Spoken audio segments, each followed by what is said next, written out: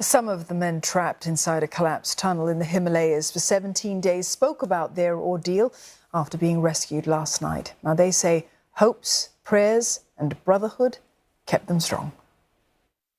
41 members थे sir और सब अदर स्टेट से सर, लेकिन ऐसी कोई बात नहीं, हम लोग सब भाई के जैसा रहते थे sir.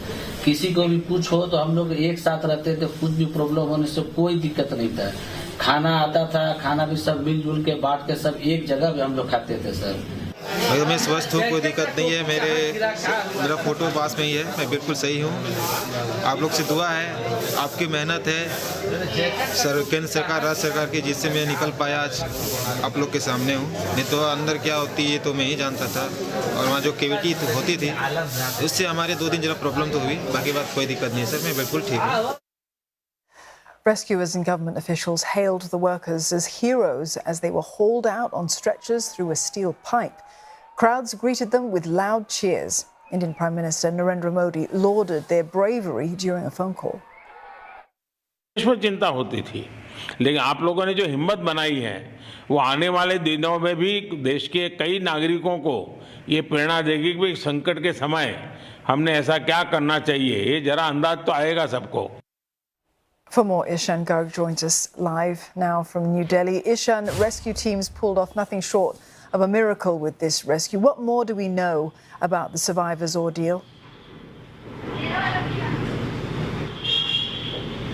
Well, we know that the workers' first few days inside the tunnel were extremely excruciating because at least for the very first day on November the 12th, they had no idea how long they were going to be stuck in there.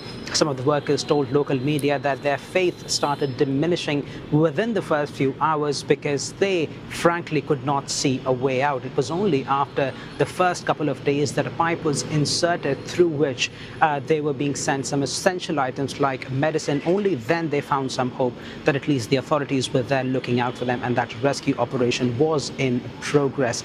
Many of the workers said that because they were trapped inside a tunnel with no natural sunlight reaching them, they were feeling a sense of claustrophobia, even though the stretch of the tunnel that they were trapped in was nearly 2 kilometers long. They told the Prime Minister on Wednesday morning that they were taking walks to keep their mental health up. They were also practicing yoga to make sure that they were passing their time. And once the authorities were able to lay down the pipe through which they were passed on chargers for their mobile phones, they were eventually then able to use that to at least pass some of their time in doing recreational activities as well.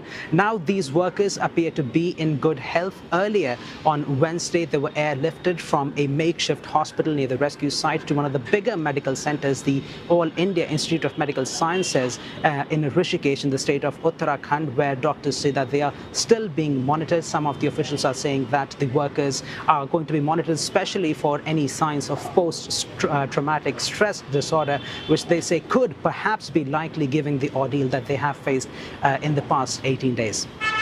Ishan, there's also been the expected scrutiny over this incident, and it has sparked widespread criticism as well over the perceived lack of safety checks for these workers. How will this change things going forward?